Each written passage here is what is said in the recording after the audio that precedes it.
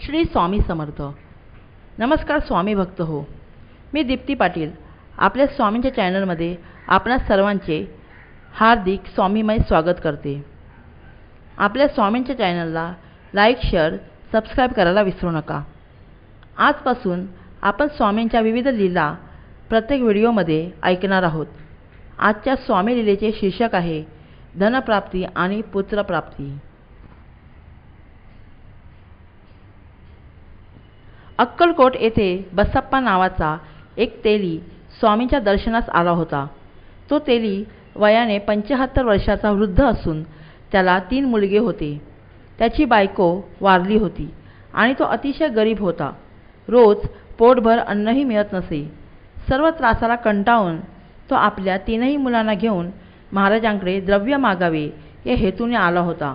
श्री स्वामींचे दर्शन घेऊन तो जवळच उभा होता. तेवढ्यात एक दुसरा ब्राह्मण कोकणातून आपल्या बायकोला घेऊन आपणास संतती व्हावी या हेतूने तेथे आला होता. महाराज त्यावेळी एका दर्ग्याजवळ होते. त्या ब्राह्मण जोडप्याने महाराजांना वंदन करून दोघे जवळच उभी राहिली. त्याच्या बायकोचे नाव राधाबाई होते. तो ब्राह्मण स्वामींना वारा घालू लागला तेव्हा महाराजांनी हास्यवदन करून त्या उभ्या असलेल्या बाईकडे पाहिले व तिला म्हणाले,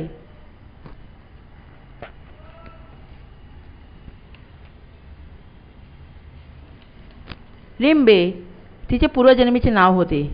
हा म्हातारा तेली तुझा पूर्वजन्मीचा नवरा आहे. तुझ्याच पोटचे हे 3 मुलगे आहेत. त्यांना जवळ घे. असे चमत्कारिक शब्द स्वामींच्या मुखातून ऐकल्यावर ती राधाबाई फारच लज्जित झाली. ते 3 मुलगे त्या बाईपेक्षा वयाने मोठे होते. त्यांनी हे महाराजांचे शब्द ऐकले होते. त्यांना ही बाई आपली आई आहे हे समजताच ते त्या बाईच्या जवळ आले आणि आई आई असे म्हणू लागले. त्यांना माया उत्पन्न झाली व आईलाही त्या मुलांविषयी प्रेम उत्पन्न होऊन तिने त्यांना जवळ घेतले. त्यांची मुखे कुरवाळली. हे सर्व तो तेली पाहतच राहिला. तेथे उभे असलेले सर्व लोक एकमेकांकडे पाहू लागले व आश्चर्य करू लागले. श्री स्वामींनी परत त्या बाईला आज्ञा केली. स्वामी म्हणाले, अगं तू या तेल्याबरोबर त्याच्या गावी जा आणि तुझ्या हाताने त्याच्या घरात पश्चिमेच्या दिशेला रंगीत खांबाखाली द्रव्याने भरलेला हंडा पुरलेला आहे. तो उकरून सर्व द्रव्य तू निर्लोप बुद्धीने त्या तेल्याला दे. म्हणजे त्याचे दारिद्र्य जाईल आणि तुलाही पुत्रप्राप्ती होईल.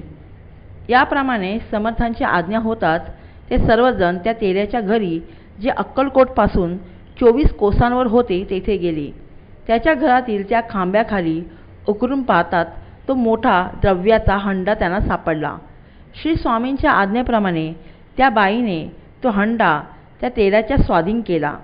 तेल्याला धन मिळाल्यामुळे त्याचे दारिद्र्य नष्ट झाले. श्री स्वामींकडे ज्या हेतूने तो गेला तो हेतूही साध्य झाला. म्हणून तो मनोमन स्वामींचे स्मरण करून जप करू लागला. ती राधाबाई नवऱ्यासह आपल्या घरी परतली व पुढे तिला स्वामींच्या आशीर्वादाने पुत्रप्राप्ती झाली. याप्रमाणे स्वामींनी एकाच वेळी वेगवेगळ्या हेतूने दर्शनास आलेल्या त्या उभयंताचे मानसिक जे भिन्न हेतूने आपल्या अतर्क लीलेने सिद्धीस नेले. श्री स्वामींनी अनेक गरजू व दारिद्र्याने पिडलेल्या गरीब माणसांना धनप्राप्ती करून दिली आहे. असाच एक अक्कलकोट येथे राहणारा गोविंद शास्त्री नावाचा एक ब्राह्मण दारिद्र्याने पिडलेला होता. पूर्वपुण्याईने त्याला समर्थांच्या दर्शनाला जाण्याची बुद्धी झाली. तो नियमित दर्शनाला जाऊ लागला. एकदा असाच दर्शन घेण्यास गेला असता मनातून त्याने स्वामींना प्रार्थना केली की मी गरिबीमुळे जीवनाला कंटाळलो आहे. माझी दैन्यावस्था आपण दूर करावी. तो स्वामीपुढे डोळे मिटून हात जोडून उभा राहिला. त्याची ही प्रार्थना स्वामींनी ऐकली.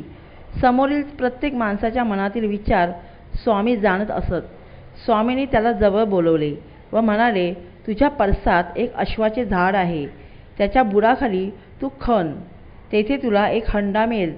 त्याप्रमाणे असलेले धन घेऊन आनंदाने हरिनाम स्मरण करीत हरिनाम स्मरण करीत आयुष्य गुजरण कर. श्री समर्थांच्या मुखातून निघालेले हे वाक्य ऐकून तो आनंदाने घरी परतला. घरी येऊन त्याने लगेच पळसातील त्या झाडाखाली खणून पाहिले, तेव्हा त्याला पुष्कळ द्रव्य भरलेला हंडा सापडला. तो त्याने घरी घेऊन बायकोला दिला व सुखाने दोघांनी हरिनामात जीवन घालवले. श्री स्वामी समर्थ.